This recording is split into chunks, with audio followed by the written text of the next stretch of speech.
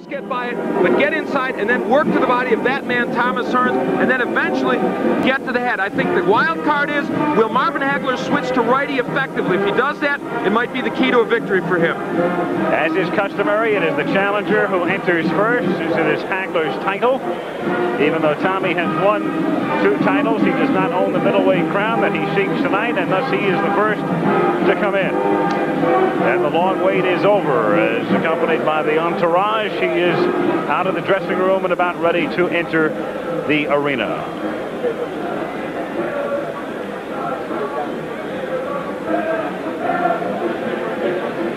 He's been lighthearted, basically. Kurt talking about the aerobic dancing and bringing folks into the ring and the open sparring sessions and open workouts. Quite serious right now, though, is Thomas Hearns. And appropriately entering the ring to hail to the victors, the Michigan Fight Song.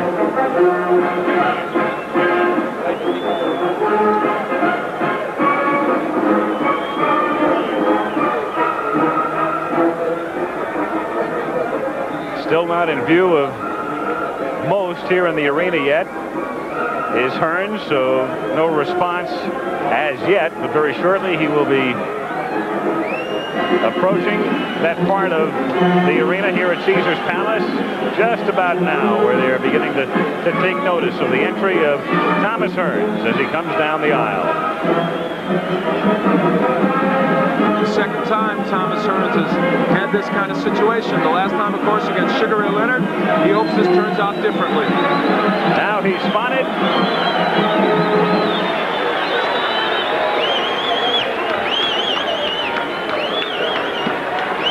Up the steps he comes, and into the ring he comes. Thomas Hearns.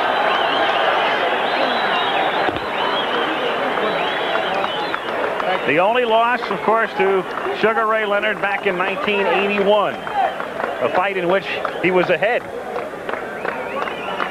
He had shown his boxing skills in that fight against Leonard, and many think they may come into play tonight. If Hagler would hurt him early, as Leonard did, that man, Thomas Hearns, has the speed to get on his bicycle and duplicate what he did against Leonard, at least for a certain portion of those fights. He'd like a first-round knockout here. He says he'll do it in 3. We'll see. Took the ram out in 2. After the fight, we will have it in it. Thomas Hearns in the ring and awaiting Marvin Hagler, who loves to, among other things, make people wait. He is renowned. As you see, the very able corner of Thomas Hearns. And you know, when he fought Sugar Ray Leonard, Al, there was criticism of Emmanuel Stewart. Normally a very calm corner for Thomas Hearns. On that night, the most pressure-packed of his career, there was some chaos in that corner. Emmanuel says we learned from our mistakes with Leonard, and we feel we've got it all together now. I'm curious as to the response when Hagler comes in. I thought it was sort of muted in a way. There was some cheering for Hearns, but nothing outrageous by any stretch of the imagination. Could just be a muted crowd right now. We're going to find out. It's possible, or in fact, Hagler is the favorite of the crowd. Yeah. Which would be odd, considering that, as you said, the betting money is switched back and forth. And if you talk to, as I said, if you talk to any 10 people, you're going to find 5 for Hearns, 5 for Hagler. So it's been a very divided group of people here in Las Vegas, and I suspect around the country as well. Here he comes. Marvelous Marvin Hagler, out of Newark originally, now Brockton, Massachusetts, coming in to a mixed response.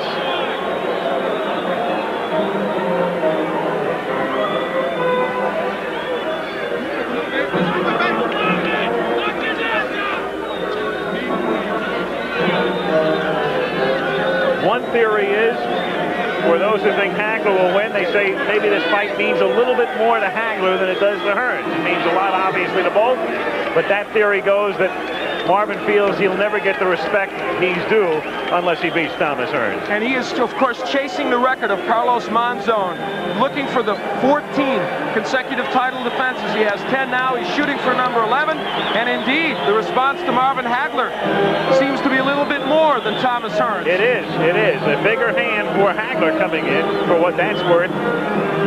Then for the Hitman. When he came in against Roberto Duran in his last big fight, it was just the opposite. So perhaps Marvin Hagler finally getting his due from boxing fans who on occasion have been indifferent to him. Bob Arum, the promoter, called him the Pete Rose of boxing.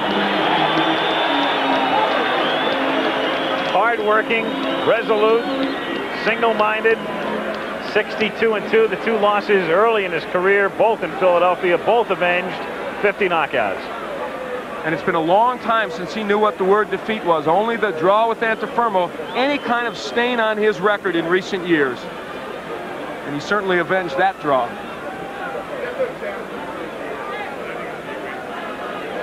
But look at the tail of the tape. It tells you what you know probably already about the big reach advantage, the height advantage for Thomas Hearns. And that's a key element in this fight. But for Marvin Hagler, he expects to get inside against Hearns. And if he doesn't do that, could have a long night. Can he possibly win if he doesn't get inside? Well, he could if he catches Hearns on the end of one of his punches, perhaps a left hook. I think that's where him switching righty becomes a key factor. From the outside, I think he's much more effective as a righty. The common opponents, an indication there that Hearns, perhaps with more power, but Marcus Geraldo was not the fighter he was against Hearns that he was against Hagler, and that knockout of Duran. So you can look on and on. The number of punches, these are 2 fighters who will throw a lot of punches tonight. You see Marvin Hagler throws a lot. He's got a good jab, good combination puncher. The same is true of Thomas Hearns. Look at the number of punches he throws. A lot of left jabs snaking out there.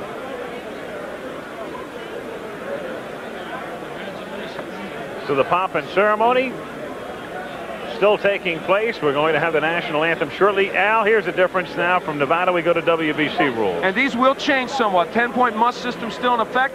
There is no 3 knockdown rule. There is no standing 8 count. You saved by the bell only in the last round. Again, the 3 judges will score the fight. International judges, the referee, or the ring doctor can stop the fight. Right now, let's go to the ring and Chuck Hull.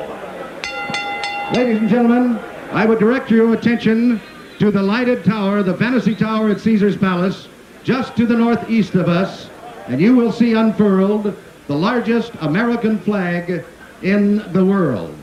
The flag was created by Mr. Ski Dembski. And now it gives me a great deal of pleasure to introduce a very talented young man as I ask you to rise, please, as our national anthem will be presented by Doc Severinsen.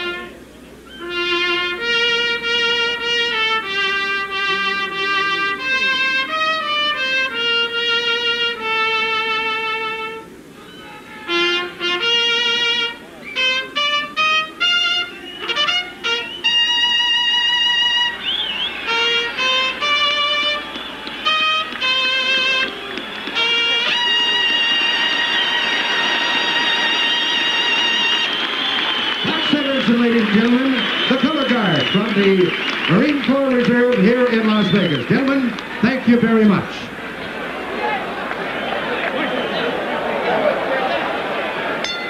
Ladies and gentlemen, the officials assigned by the Nevada State Athletic Commission for the next event of the evening. The judges are Dick Young of Los Angeles, California, Herb Santos of Reno, Nevada, and Harry Gibbs of England. The timekeeper is Charlie Roth. Counting at the knockdowns, Jane Broadfoot. The attending physicians at ringside, Doctors Donald Romeo, Flip Omansky, and Charles Filippini.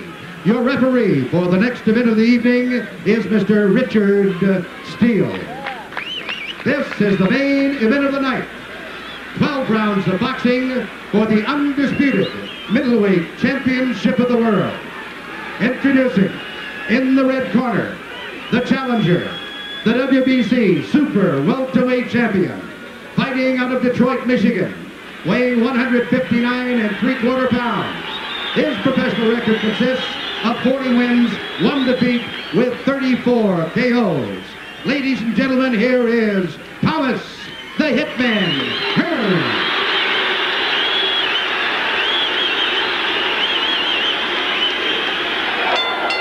And in the blue corner, fighting out of Brockton, Massachusetts, weighing 159 1/4 pounds, with a professional record of 60 wins, 2 defeats, 2 draws, and 50 KOs. Ladies and gentlemen, the undisputed middleweight champion of the world, Marvelous Marvin Hagler.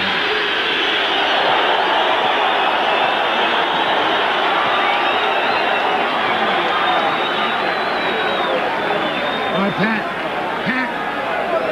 Good 8. Let's go. So the two come to mid-ring with Richard Steele. Instructions in the dressing room.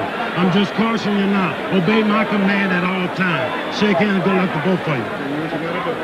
Let's go. Very simple instructions. And finally, it's Hagler against Hearns. The camera's going to have to go. Eloquent simplicity by Richard Steele. Let's go. He knows, they know. Staring at each other through the national anthem. It's there down, of course, so customary before these fights. And here we go. Round 1. Hagler, right off the bat, attempting to get inside. He'd love to be able to pin Hearns on the ropes if he can. A more aggressive start by Hagler. Look at him, right for the body. Marvin Hagler only wants the body. He bangs Marvin. Oh, Hearns may have hurt him with the right hand. Hearns hurt another right. Hearns hits him with an uppercut. Hagler, he's hurt. Hagler is done. Hearns got inside. Hit him with a right uppercut. Marvin ties him up. Marvin Hagler is still hurt. So it was Hagler coming out like a bullet. A good left by Hagler, but Hearns didn't flinch. Marvin going for the body. Wild first round. Wow, what a shot. And it was Hagler who initiated it, not Thomas Hearns. And a left by Hagler. Hearns comes back. Another right. That one stunned Hearns. What a first minute of the fight. Tommy Hearns has been able to drop that right hand in, and it has hurt Hagler, a surprise to many people. Another right hand from Hearns. Hearns moving. Hagler still pursuing. Comes in with a right. Missing with a left hook. Here's where I believe Hagler should turn to right. He could block that right hand easier, and he would land his own left hook. Hearns with a devastating punch. Swelling near Hagler's left eye. Again, Tommy trying to come inside the hands of Hagler. Low blow by Hearns. Hagler's still looking for the body. A right by Hagler. Good right got in. He has Hearns where he'd love to keep him on the ropes, but Tommy comes off easily. Another good right by Hearns. Hagler is now shaking those right hands off, though, Al. He was stunned a little early, and he's normally a slow starter. He's also bleeding. Hagler is cut. Hagler is cut. Bridge of the nose. Hagler hitting him low. He is banging the body well. He is taking shots to the head. He blocks that right. Hearns tries to come in with the uppercut, and Hagler ties him up with a minute to go in a wild first round.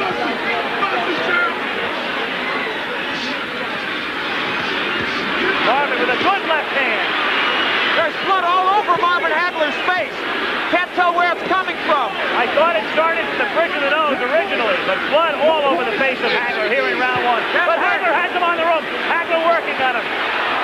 Hagler relentless, but Hearns trying to box his way out. Half a minute to go in round 1. How far can this one go? Not very far in his face. This is where Hagler wants it, but Hearns counter-punching off those ropes fairly effectively. Tremendous first round. Hagler pinning him to the rope. Working on him, but Hearns uppercutting again. Hagler bloody. A tremendous sensational first round, and Hearns gets hurt. Hearns got stunned. Hagler was stunned early in the round. Great first round. Wow. Incredible. Perhaps one of the best in middleweight history.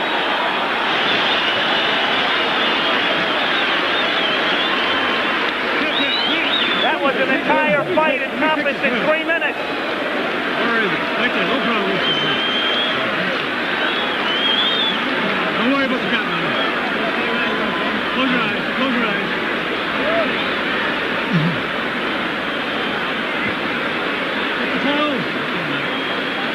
Drink the water right now, Pat. The cut is over the right eye of Marvin Hagler. It's hard to tell if it's not on the eyelid, though. It looks to me on his forehead. That may not be as much of a problem. As we look at it, that was where it came, I believe, to that uppercut from Tommy Hearns. That was early in the round, but now later, Marvin Hagler digging to the body and throwing a right hook. Fought most of that round, in fact, all of it as a southpaw. He took the action of Hearns, a surprise early. Well, the first round lived up to all the hype, and then some. Round 2 now. Oh, left hand by Hagler. They said this fight would be determined on heart and the good chin. Right now, that's exactly what it's being determined on. Both men have been hurt. You can throw the strategy out the window right now. A wild first round. Hearns again trying to uppercut. Hearns trying to box. Moving, slipping off the ropes. Coming back and trying to land that right.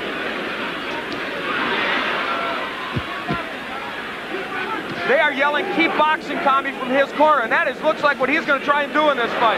Hearns off balance, his foot was stepped on, not close to a knockdown. Excuse me, Al. Hagler turns righty. I think this could be a key moment in this fight. For the first time, Hagler switching, gets in with a left hand. This round sort of the way people anticipated the first round might go. Another right hand stuns Hearns. The crowd, of course, emphatic over every punch that's thrown. Hagler, despite that reach disadvantages, has been able to get into Hearns more so than I think most people expected. For one simple reason, good left hook by Hagler. He took the best Hearns could offer, and he did come in. He's getting through that right hand, even though he's getting hit with it. Halfway through round 2.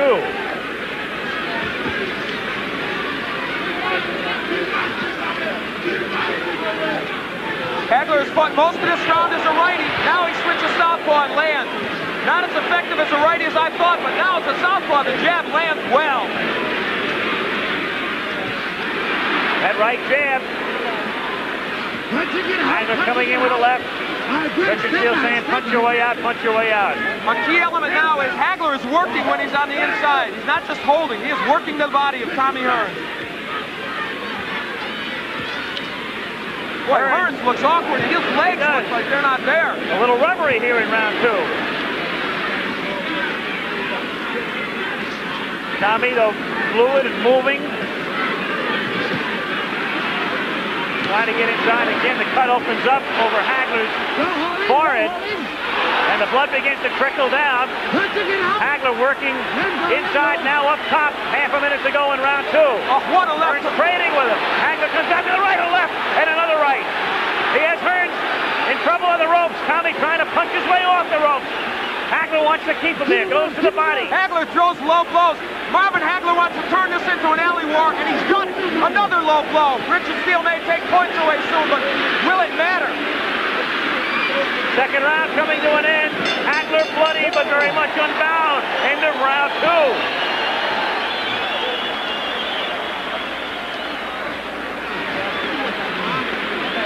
Keep your hands up. Look, when you finish up with the shot, move off to one side or the other, okay? You're not boxing to be in here. Try to work on letting you miss with the left and going over here and then coming back with the right. Okay? You got to cut up there. Cut up. Let's box them. Stay away and box them. Let's box them. Let's get your second win and relax like nothing in the Color Jones. Let's think carefully. Let's box it. When you get through with your shot, move off to one side or the other. You're getting hit on tail end punches. You understand? You can hear Manny Stewart talking to Hearns. They work on the cut of Hagler. And the Petronelli's good cut men. Goody and Pat have done an excellent job on the cuts of Hagler. What a shock that man initiated this war right from the beginning. And you know what? I thought he would do well as a righty. He has done better as a southpaw, and he may stay at that. Again, Stewart telling Hearns to box. As you say, though, Hagler turning it into a street fight. Well, he turns righty. He wants it to be a street fight. Listen, Marvin Hagler has been rough inside. He's thrown some low blows. He has thrown some elbows. Don't push. But you know what? Now the right is getting there, but it's not hurting Hagler. We've got our answer, I think, to some extent. Tommy has been hard-pressed to hurt him with that right. Stunned him early, but not in the last round or two. Very early. Had him stunned, has him cut. But it was Hagler doing the damage in round 2. And now, just as we thought might happen, Tommy Hearns was hurt early, so he is boxing. Now, he has good boxing skills. He did this against Sugar Ray. Can Hagler get to him in this posture? Some people thought, as he again becomes off balance, some thought that if Hearns stayed outside and stayed on his bicycle, it would become a dull fight with Marvin chasing him. But Marvin has been able to corner him, and when Marvin gets him in the corner, he is roughhousing him well. Again, Hagler is all bloodied. Time is called by Richard Steele to send Hagler over to the ring doctor. He's calling the ring doctor in. Of course, the last thing in the world Hagler wants is the fight to be stopped. The doctor looks at it. Back comes Hagler with a wild left hand. It has to be impeding his vision with the right eye. You never know it, though. Tremendous right. Hearns appears rubbery. He appeared that way in the second round. You know, Richard Steele is breaking these fighters very quickly. That's uncharacteristic of him. It's hurting Hagler because he wants to work inside. Hearns is smiling, but he's taking shots. Another right hand. Hearns turns his back, takes another right. Hearns in deep trouble again. Hearns is down. Hearns is down in the third round and on his back. And he's not going to beat the count. I don't believe. Tommy Hearns tries to get up, and They've got to stop this fight. Does he get up? He just doesn't know. He can't continue. It's Hagler, full of blood.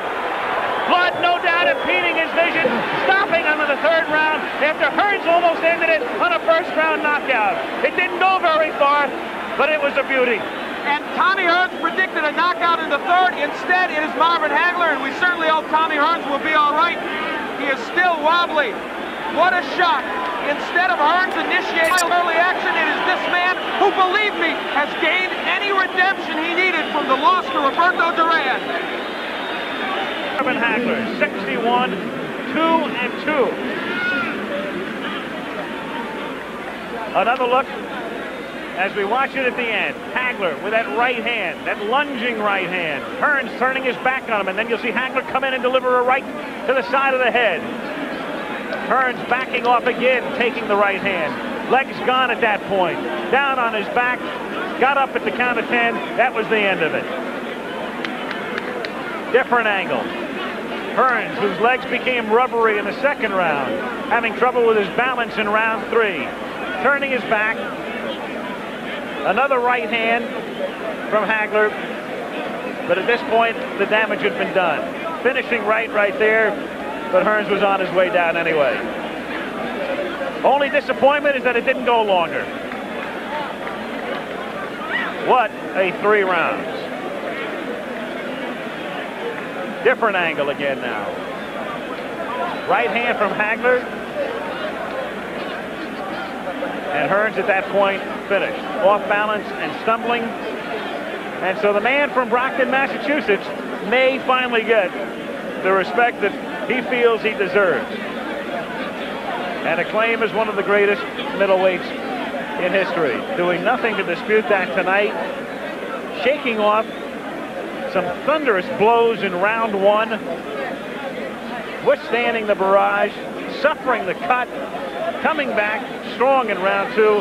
Finishing them in round 3. Hearns right above us in the corner. Tommy still shaking. Tommy on his stool. And Tommy, of course, very disappointed and frustrated as Marvin Hagler, marvelous Marvin Hagler, the legal name, retains the undisputed middleweight title.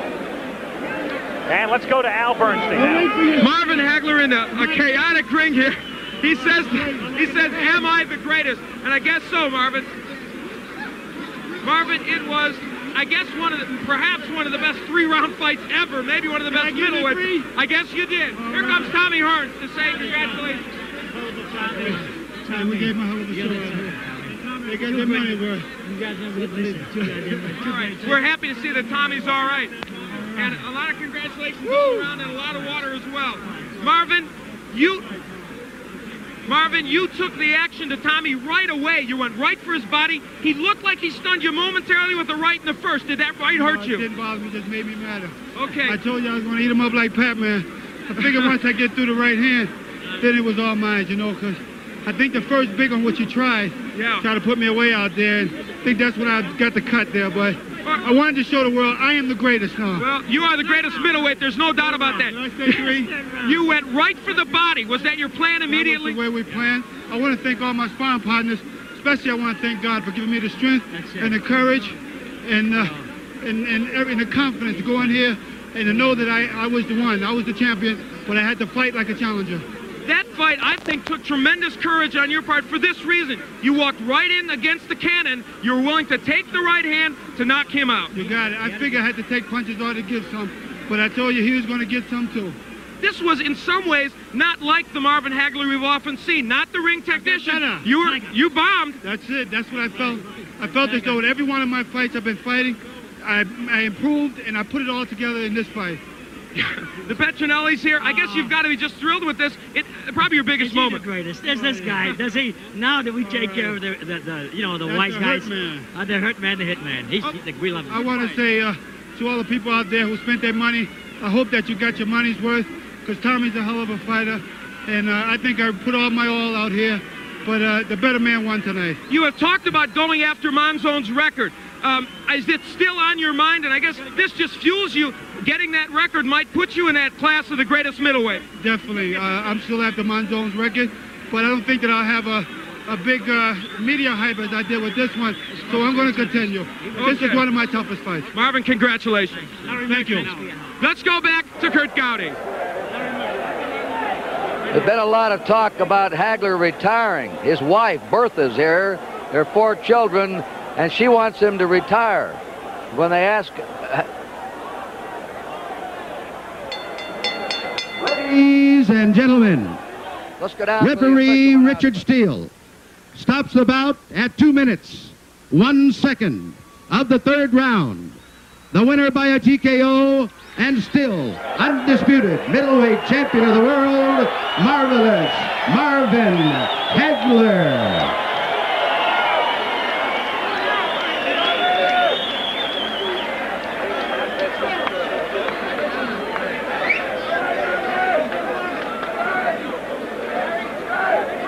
So, official, at 2:01, round 3, Hagler saying he hopes everybody got their money's worth. It was a great 8 minutes. It was a great 8:01. It was an incredible fight, and for Marvin Hagler...